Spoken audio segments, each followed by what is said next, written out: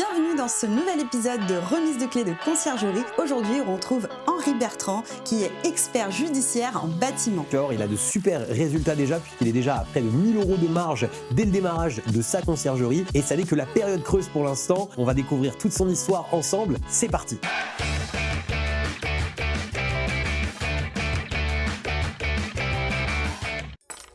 Bonjour les amis, bienvenue dans cette nouvelle vidéo, cette nouvelle remise de clés de conciergerie. Aujourd'hui on est avec Henri Bertrand. Bonjour Henri Bertrand. Bonjour Loïc, bonjour Olga. Bonjour, ton tour maintenant. Merci beaucoup. Combien t'as de biens déjà dans ta conciergerie? Vous m'en avez livré 8 et j'en ai un 9e qui est en train d'être mis en place par mes services. Excellent, voilà. Félicitations. Merci. Donc c'est vrai que c'est le début de l'aventure sur le développement avec des propriétaires en direct et c'est vrai que j'ai la chance de pouvoir le faire en direct et pas le sous-traiter à distance. Là, ça me permet vraiment d'avoir un échange avec le propriétaire et cet échange a été très court puisqu'il est parti en Tunisie, donc je l'ai vu quelques heures, il m'a donné les clés de son appartement, il m'a dit Henri Bertrand, je te fais confiance, tu es mes yeux, mes oreilles et je m'en vais. Et il est parti avec son épouse, il a pris l'avion quelques heures après et c'était magnifique. C'est du super. coup, lancé comme ça, voilà, belle expérience. Ah bah génial, génial. Tu peux voir la petite boîte. Allez. Félicitations déjà, donc 9 biens. Ah, Au bout de merci. combien de temps t'as démarré? Alors j'ai démarré fin octobre, début novembre, avec 6 biens, avec une très belle expérience, parce que c'était aussi une nouvelle expérience pour le propriétaire, qui lui se lançait dans l'investissement, c'était son premier bien de rapport, et aussi à distance par rapport à lui, donc c'est vrai que c'est pas évident, je dirais, pour un investisseur de prendre un bien à distance, de faire confiance aussi à une conciergerie qui est pas à proximité non plus, donc où tout se gère à distance, mais on a eu, je dirais, un échange très agréable avec le propriétaire et moi-même, très constructif, on a pu découvrir tous les problèmes à régler, et ça a été notre grande force, qui aujourd'hui nous permet vraiment d'avancer main dans la main, de pouvoir voir tous les problèmes qu'il peut y avoir, parce que mine de rien, c'est une série de problèmes qui fait que ça nous enrichit, et après tous ces problèmes-là font que le voyageur, parce que la finalité c'est quand même le voyageur qui vient, qu'on puisse lui offrir une expérience, répondre à ses demandes par rapport au lieu où il est. Génial. Toi t'es un peu dans le bâtiment à la base, enfin, en tout cas dans l'immobilier on va dire, Oui. mais pas sur la même facette que la conciergerie. Tu peux nous en dire un peu plus? Alors c'est vrai que moi je suis dans le bâtiment depuis l'âge de 16 ans, j'ai un cursus on va dire très particulier, parce que j'ai fait le compagnonnage. Ah oui, ok. Donc j'ai fait plus de 10 ans de compagnonnage, je suis compagnon menuisier. Génial. Bah tu sais que moi j'ai grandi, il y avait les compagnons du devoir juste à côté de là où j'ai grandi. Je connais très bien le sujet et c'est quelque chose de très exigeant en plus. On vous apprend vraiment la finition et l'art du travail bien fait quoi. Exactement. Donc c'est important justement sur le travail bien fait de se dire je travaille, je m'investis, je passe du temps, ça peut prendre du temps en fonction je dirais de la complexité de l'ouvrage sur lequel on travaille, de la réflexion qu'on peut y mettre, des personnes qui nous entourent, pour éviter d'être seul, on s'entoure, on va chercher la compétence si on ne l'a pas et ça nous permet d'évoluer. C'est comme ça, moi j'ai fait mon tour de France pendant 10 ans, après j'ai un petit peu tourné un petit peu en France également un petit peu partout. Aujourd'hui je fais de l'expertise en bâtiment pour les assurer, je suis expert judiciaire auprès de la cour de Dijon également et avec mon épouse qui est architecte d'intérieur, nous avons monté donc cette conciergerie qui permet de relier nos deux forces, d'une part je dirais auprès des investisseurs sur l'accompagnement au départ du bien, comment on peut le faire évoluer non pas dans ce que souhaite forcément le propriétaire, mais ce qu'attend le voyageur. Faire vraiment comprendre à l'investisseur que ce n'est pas ce qu'il veut lui, mais c'est ce qu'attend le voyageur, surtout à l'instant T, et la demande du voyageur demain. C'est vraiment lui présenter tout le concept de son bien, comment on le prépare, ce qu'on y met, ce qu'on doit enlever. Donc toute cette phase de préparation, c'est intéressant. Et sur la partie technique, j'apporte ma petite pointe personnelle. Voilà. Ouais, parce que pour la petite anecdote, pour ceux qui savent pas, en fait, expert judiciaire, c'est en gros quand il y a une problématique sur des travaux, sur des chantiers, sur des livraisons peut-être de logements, etc. Bah, en gros, on fait appel à toi pour venir voir, bah oui, est-ce que réellement il y avait un problème ou est-ce qu'il n'y en avait pas? Donc le diable est dans les détails. Exactement. Ok. Mais là, on lit un petit peu ces doubles forces pour rassurer le futur propriétaire, l'investisseur, nos proches, tous ceux qui auraient envie de rentrer, je dirais, un bien dans notre conciergerie, qu'on puisse les accompagner. J'avais cette force et en même temps, je veux dire, la force de cette envie de créer cette conciergerie, c'est là où j'ai rencontré indirectement Loïc sur les plateformes, parce que c'est vrai que j'ai commencé comme beaucoup, hein, j'ai fait des recherches sur Internet, comment faire de l'investissement immobilier sans forcément acheter des biens, voilà. C'est comme ça que cette idée a grandi dans nos esprits et qu'un jour on a franchi le pas au mois d'août, on s'est eu au téléphone, nous avons échangé, j'ai eu quelques équipes au téléphone, tout de suite j'ai dit c'est exactement ce qu'il me faut. Oui, parce que c'est une vraie opportunité, parce que quand on dit générer de revenus grâce au logement des autres sans devoir les acheter, c'est la réalité en fait, c'est pas juste un beau slogan, mais non, c'est pas qu'un slogan. tous les jours. Avec le slogan, c'est réfléchi par des investisseurs pour des investisseurs. Donc aujourd'hui, c'est vrai que moi je rentre un peu dans cette case d'investisseur, parce que j'ai aussi des biens que je loue, mais différemment en longue durée. Mais c'est aussi se dire, j'investis, pas juste pour prendre un petit loyer à la fin du mois, j'investis et je fais pas qu'une proposition. Ça va durer longtemps, votre bien on va l'entretenir, on va s'en occuper, et faites-nous confiance. C'est toute cette démarche-là qui est intéressante. Et en termes de résultats, déjà, donc sur les premiers biens, tu as démarré, on va dire, la saison creuse. quels sont tes résultats? Alors, le mois de novembre, c'est vraiment un mois très creux, donc j'ai presque envie de dire, c'était le tour de chauffe où on n'a pas vraiment de facturation à faire. Le mois de décembre, j'ai quasiment rempli à 90-95% les 6 premiers logements dans le même immeuble.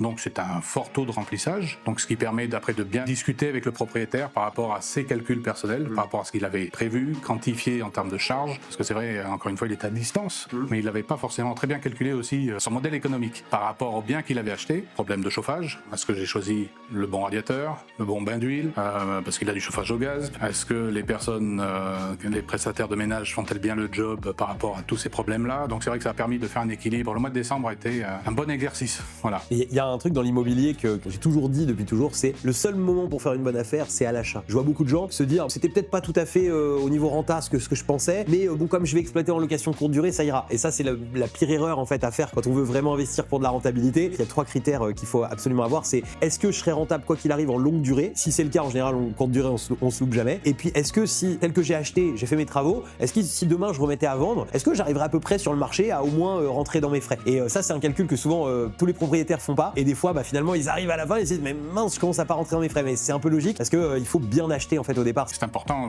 Il y a toute une phase qu'on n'a pas faite avec lui, mais on est en train de le refaire. On retravaille ces logements aujourd'hui, chose qu'on aurait peut-être dû faire il y a quelques mois. Mais aujourd'hui, on reprend notre copie. On dit voilà, on fait un arrêt sur image. On revoit la stratégie gagnante, les charges pour lui, ce qui refait après la stratégie pour la conciergerie sur quelle est l'annuité, pour que ce soit rentable, avec un taux de remplissage à 50 ou 80-90%, ce qui permet de voir en fonction de la saisonnabilité si on est bien placé, pour voir si au bout de l'année il est rentable, parce que cet investisseur-là, il a envie de développer et d'acheter un autre immeuble, mais du coup il faut aussi que lui économiquement il sache bien calculer. C'est pas juste j'investis et je gagne. C'est bien, tu fais même un travail éducatif finalement au-delà de ça, et en même temps ce sera plus que payant, parce que cette personne-là, le jour où il fait son deuxième immeuble, tout de suite il va te le confier, il n'y aura même pas d'hésitation, ça c'est sûr. Et on est déjà entré dans cette discussion où, mais avant de faire des travaux, passe par mes conseils, s'il le souhaite bien sûr, mais aujourd'hui c'est déjà acquis, c'est lui dire on va faire des thèmes, un petit peu les appartements jungle, un peu les appartements carte magique, ou il y a plein de thèmes aujourd'hui, Star Wars, le cinéma, voilà. Faire vraiment des thèmes parce que c'est ce que les plateformes recherchent et mettent en avant par rapport aux voyageurs, parce que sinon si on fait tous du T2 lambda, oui mais on bouchonne parce que tout le monde a la même chose, on a tous la même table basse, on a tous la même chaise et ça se voit sur les plateformes parce que tout le monde se copie en essayant, oui c'est super, oui mais il faut se démarquer aujourd'hui. Ouais, quand tu scrolles en fait là, sur les plateformes, c'est ton regard qui est attiré par quelque chose, et quand si c'est vraiment tous en mode neutre, en mode presque hôtel, quand il y a un logement qui ressort à thème, là tout de suite tu as envie de cliquer, et plus tu cliques, plus tu réserves. Et ça va être la note, on va dire, du côté du coup de mon épouse, de l'architecture, de mettre le bon jeu de couleurs au bon endroit et ne pas livrer des appartements monocouleurs. Il faut essayer de trouver des grillés, limite mettre quelques plantes, épurer pour éviter de surcharger les emplacements et vraiment avoir le bon objet qui sort du lambda. Et en plus, c'est vrai que c'est une chose aussi moi, où je n'ai pas osé sur les tout premiers Airbnb que j'ai fait, parce que je suis arrivé très tôt dans le Airbnb, et en fait c'est même d'oser vraiment ces couleurs vives qui font que même jusqu'à la photo, on va avoir justement ces choses qui vont ressortir en fait à l'œil quand on va scroller sur les plateformes. Et sur cette couleur vive, se dire au propriétaire, ça dure 2 ans. Après il faut la changer, il faut que ça rentre dans un... Cette couleur vive qui est sympa, elle marche aujourd'hui, et on sait comme dans la pub, les couleurs changent. Et chaque année c'est le violet, un autre ce sera le bleu.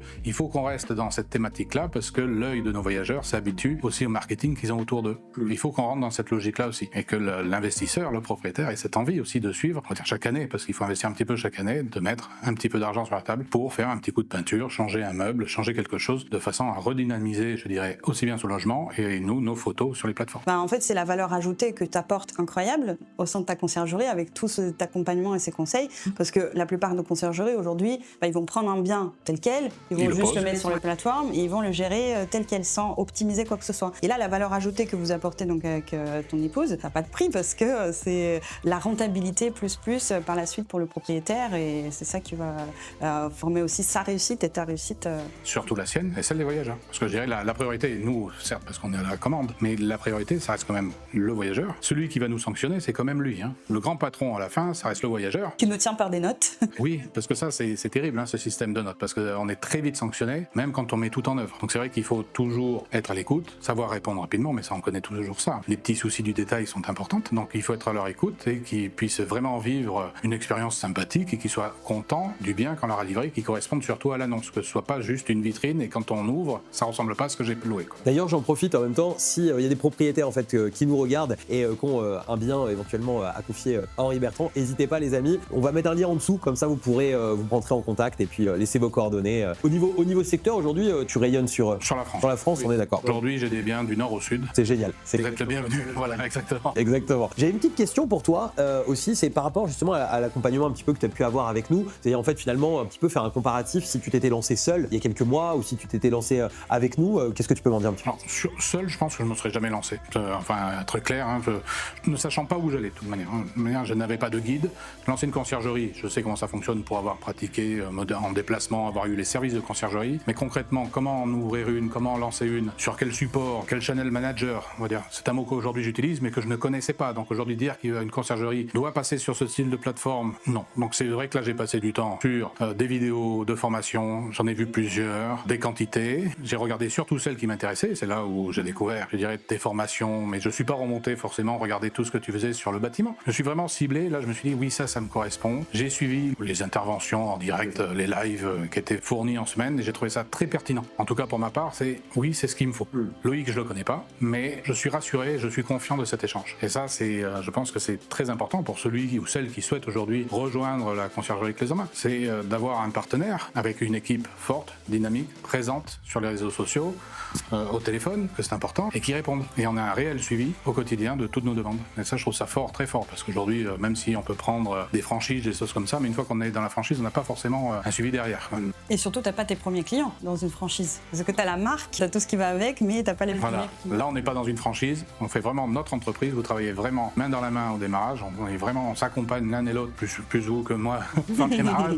On apprend aussi beaucoup. C'est tout l'intérêt aussi, nous, parce que nous, je sais qu'on adore aussi apprendre de nos membres. C'est-à-dire qu'au départ, il faut qu'on les mette sur les rails et qu'on donne le coup de main. Mais il y a plein de choses aujourd'hui en fait que tu retrouves qui sont aussi des choses que nos membres nous ont amenées. Et c'est ça qu'on trouve génial, c'est qu'il y a tout à construire à notre sens, même si on a déjà build quand même une partie de ce qu'il y a à construire sur la conciergerie. Mais je pense qu'il y a encore beaucoup de choses à encore faire évoluer au fur et à mesure. Et ce qui est génial, c'est qu'on soit tous en train de pousser ensemble, c'est super. Puis on est tous très différents et je pense que la conciergerie, dans un sens large, demain, sera très différente de ce qu'on vit aujourd'hui encore. Sûr. Parce que les textes de loi, bon, ça change énormément et tous les jours, mais même notre façon de voyager va changer. Ouais, On va avoir des contraintes parce que, je vais pas rentrer dans la partie technique, mais nos logements avec les systèmes de DPE, les contraintes de logement, d'isolation, de chauffage, toutes ces petites contraintes qu'on a aujourd'hui qu'on avance, mais je pense que dans les années à venir, ça peut être encore plus compliqué et que ce mode d'Airbnb, enfin on va dire sur toutes ces plateformes de voyage, va encore évoluer. Je pense qu'on a encore une très belle carte à jouer. Mais tu sais que même moi j'ai une vraie théorie là-dessus où je suis persuadé que dans peut-être j'en sais rien 10 ans, j'ai pas de vrai horizon, mais qu'il y aura toute une partie des gens qui n'auront plus de résidence principale. Je suis très persuadé qu'il y aura beaucoup de gens qui vivront, parce que déjà on connaît des gens qui sont déjà un petit peu là-dessus, tu vois, qui sont sur internet et autres, qui quand ils sont jeunes sont assez nomades et pendant un certain nombre d'années, qui vivent exactement de cette manière-là et qui s'appelaient bien. Et je pense que cette part de la population sera de plus en plus importante et qu'il y aura peut-être un décrochage de tout un tas de choses peut-être matérielles, tu vois, qui sont voilà. On sera propriétaire de biens qu'on met en location et notre maison principale, on sera locataire nous-mêmes. Tout à fait. Pour pouvoir permettre cette liberté. Mais aujourd'hui, aussi mais même par rapport aux banques, aujourd'hui c'est très difficile d'acheter une maison principale parce que ça devient une charge. Tandis qu'aujourd'hui, si on est locataire, c'est pas la même chose et on peut faire de l'investissement immobilier. Du coup, les banques prêtent plus facilement. Tout à fait. Bah, tu sais que nous, à titre perso, moi, ça a été, en fait, c'est un mot que j'ai dit, le jour où j'aurai suffisamment d'argent, j'aurais pu être propriétaire de là où je vis. Et ça peut paraître contre-intuitif, tu vois, ouais.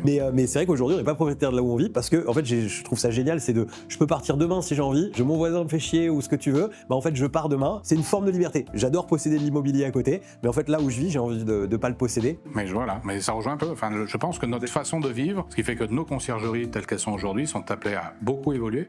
Et je dirais que grâce à des personnes comme vous, qui sont très à l'écoute de ce qui se passe au niveau des lois, par rapport à nos voyageurs, toutes ces remontées, parce qu'on voit très bien comment ça passe. Il n'y a pas que la France dans le Airbnb.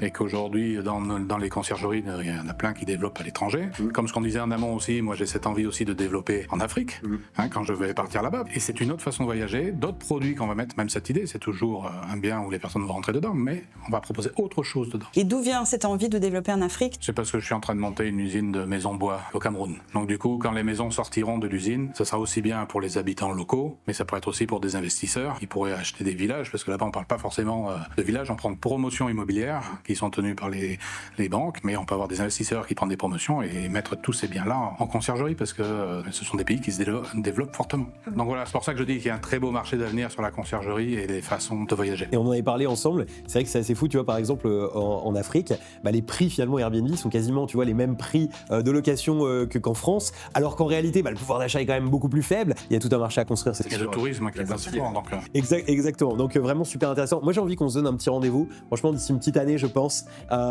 que ça n'aura plus rien à voir. Oui, Ça a encore beaucoup changé, et franchement j'ai très hâte de faire l'épisode 2 avec toi sur la suite. Et le rendez-vous est pris. Génial.